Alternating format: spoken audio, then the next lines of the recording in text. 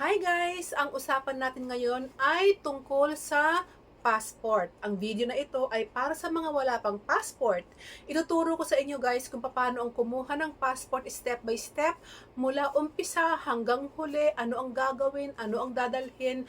Kaya panoorin niyo po ito para sa mga nagbabalak mag-abroad or yung mga magtatrabaho sa abroad pero walang idea kung paano kumuha ng passport ngayong 2025. Ito po, panoorin ninyo kasi i-discuss ko lahat. Ano ang requirements, excuse me po, magkano ang babayaran, ano ang mga dadalhin, saan pupunta, nandito lahat. So, panoorin nyo po, umpisahan na natin. Straight to the point na tayo guys, wala nang paligoy-ligoy pa, may listahan ako rito para lahat ma-share ko kasi medyo mahaba itong step by step na susundan ninyo at ayoko may mamiss ako. Step 1, go to passport.gov.ph para magpa-schedule ng appointment. Yes, kailangan nyo pong magpa-schedule ng appointment guys. Pwede rin naman tayong mag-walk-in, kaya lang nga syempre, pag kami appointment ka, priority ka. Pag walk-in, dun ka sa medyo ibang line or medyo huli ka. So, much better kung meron kayong appointment. Ngayon, step 2. Pag na-open nyo na, choose the place kung saan kayo kukuha. Kasi ngayon, pwedeng sa mall, may mga SM branches tayo na pwede nyong puntahan at pwedeng may DFA na sila doon. Pwede kayong doon kumuha or pwede din naman doon sa pinaka-main nga DFA. Step 3, may makikita kayong calendar for available appointment slot. Pag nakamark siya ng green, it means available pa yun guys. So, mamimili na lang kayo. Minsan kasi punuan depende kung ano yung mga naka-open. Minsan kasi napupuno na yung month of ganito, tapos sa susunod na month na kayo, makikita nyo rin kung anong oras kayo pupunta doon. So, i-click nyo lang yon. So, ayun. Pwede din naman mag-apply ng by group pala guys. Halimbawa, kung family kayo, di ba by group o kaya group of friends kayo, pwedeng sabay-sabay kayong mag-fill up or mag-apply. Pero kung individual, ikaw lang, pwede din naman. So, step 4 tayo, follow the instructions. If i-fill up nyo na yung form na nandoon, na mag-a-appear doon, dapat guys, beware. Dapat, pag nag-fill up kayo, ang info na ilalagay nyo is same info nung nasa PSA birth certificate ninyo at saka yung valid ID ninyo, dapat yun ang ilalagay nyo sa application form. Hindi dapat magkaroon ng discrepancy kahit na isa lang. So, dapat talagang pare-pareho yon yung mga info. Ingat-ingat kayo dyan. Hindi tayo pwedeng mag-fill up na iba yun na sa ID. Tapos iba yun na ilagay nyo sa application form na binigay nila. Tapos iba yun na sa PSA ninyo. Malaking problema yun. Baka ma-deny kayo. Step 5, pwede pala kayo mamili kung pipikapin nyo ang passport ninyo sa DFA or ipapadeliver nyo sa bahay ninyo. Siyempre, pag pinikap ninyo at may oras naman kayo, libre yon. Pero pagka gusto nyo ipadeliver sa bahay nyo, may additional payment yun. Yun lang is depende sa location ninyo. Now, step 6, magbabayad muna tayo guys. Pwedeng magbayad online or over the counter.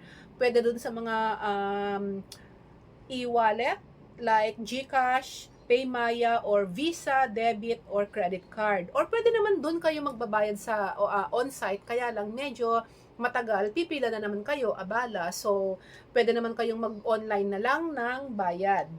Uso naman ngayon GCash, Paymaya, saglit lang yun guys.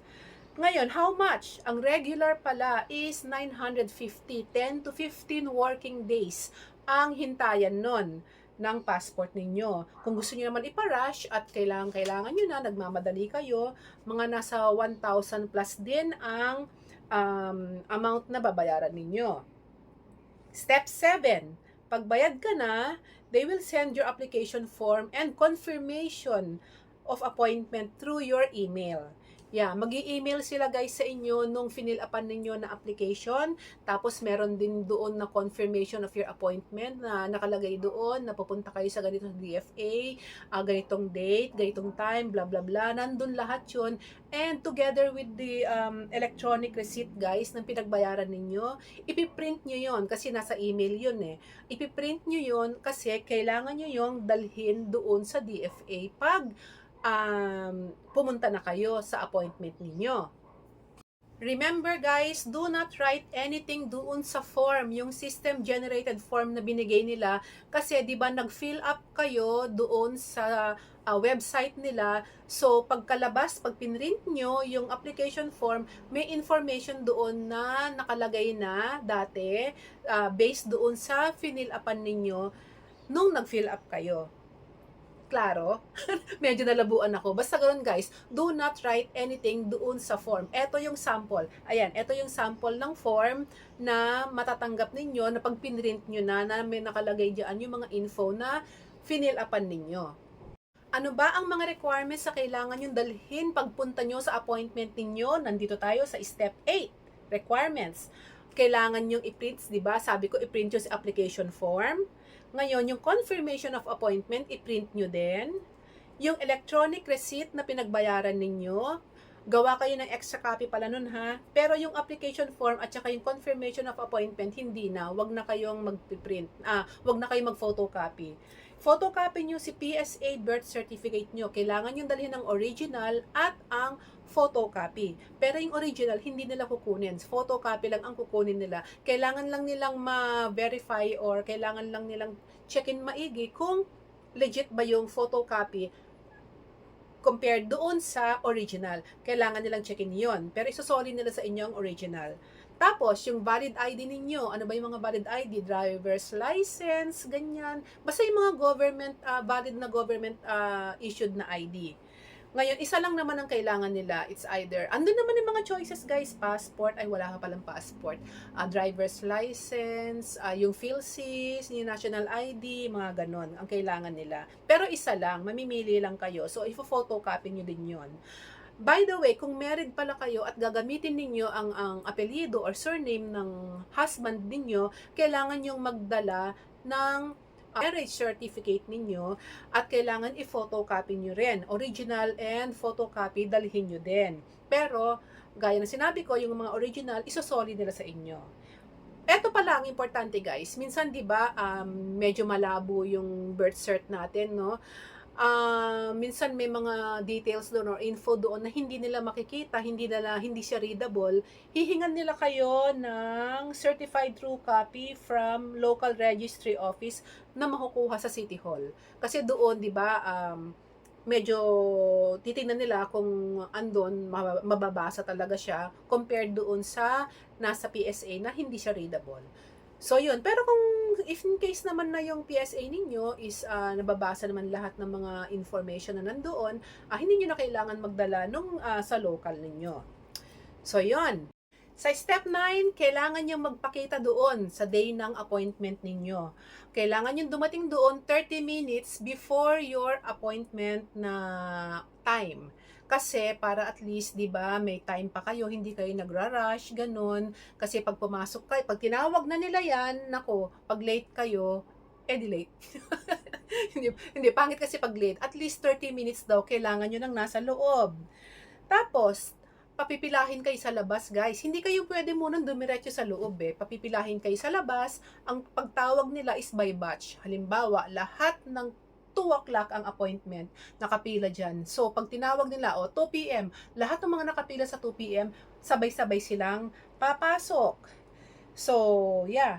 Pag tinawag na guys, pumunta ka, halimbawa, tinawag na, di ba? Nakapila na kayo sa may pintuan. Kwento talaga no?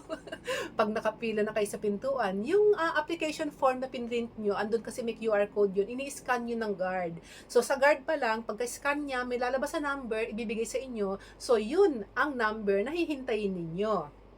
So, pupunta na kayo. Pag may number na kayo, pupunta na sa loob. Doon muna kayo sa processing area pumunta. Ngayon, hihintayin nyo yung number na hawak ninyo from the guard kung tatawagin na kayo. At pag tinawag na kayo, pupunta na kayo doon sa window kung saan na nakalagay na pinapapunta yung number na yon. Halimbawa, number 8, window 8, ganun. Pupunta kayo doon. Papakita nyo lahat, bibigyan nyo lahat yung mga documents na hawak ninyo. Lahat ng mga nabanggit ko na requirements, ibibigay nyo doon. Che-checkin nila lahat yon, and then kung walang problema at kumpleto naman, papupuntahin na nila kayo doon sa biometrics and picture. At pagdating doon sa may picture-picturean na o sa biometrics, syempre piano-piano na tayo, 'di ba? Mga fingerprints niyo, ga-guide naman nila kayo guys, sasabihin sa inyo kung paano yung fingerprint niyo, ganyan, puro electronics sa lahat eh. So, 'yun. Pagkatapos na sa mga fingerprints niyo, picture na at bawal pala ang naka-sleeveless, bawal ang naka-spaghetti, bawal yung heavy makeup, alisin nyo na lang yung earrings ninyo, alisin nyo yung necklace ninyo, and your eyeglasses, kailangan nyo ring alisin pag nagpa-picture. At, pwedeng ngumiti, pero wag nyo ilalabas ang ipin. Hindi kasi siya photo shoot. So, yun, simpleng ano lang, kumbaga, smile-smile lang, pero walang ipin na lalabas. So, ganun lang kabilis. And after that, guys, bibigyan na nila kayo ng, ano ba yung bibigay sa inyo? Ay, isa pa palang important reminder, guys. Pag minor ang kukuha ng passport, parang yung daughter ko, minor, kaya sinamahan ko, kailangan ng guardian or parent. Kahit na tatay, nanay, ganun, or guardian niya, tita, tito, kailangan, tita, tito? I'm not sure ha, kung sa tita, tito, pero sa mga guardian, kailangan ng magulang, kailangan nila ng may nakatatandang kasama. At ang passport pala nila for minor is 5 years lang. Magre-renew naman sila. Pero ang sa adult naman, hanggang 10 years. So yeah, bibigyan nila kayo ng paper, hindi naman claim stub yun eh, kung kailan nyo pwedeng kunin yung passport ninyo. Kung ang pinili nyo pala is pick up. So, andun nakalagay, halimbawa, March or February something ganito, babalikan nyo yung passport ninyo, papakita nyo lang yun, so, ibibigay na nila sa inyo ang passport. Di ba, ang bilis lang? So, yung mga namumroblema dyan at wala pang experience kung paano kumuha ng passport, gano'n, na-share ko lang sa inyo para at least meron naman kayong idea, di ba? So, punta na kayo. Kung nagbabalak kayo mag-abroad or nagbabalak kayo magtrabaho sa ibang bansa, punta na kayo. At para sa mga meron ng passport, support nyo na lang ako ha. Just subscribe and click the notification bell on para updated kayo sa lahat ng mga videos ko. So, yun lang guys. Thanks again for watching and sana nakatulong ulit ako kahit konti. Bye! Ciao! See you again!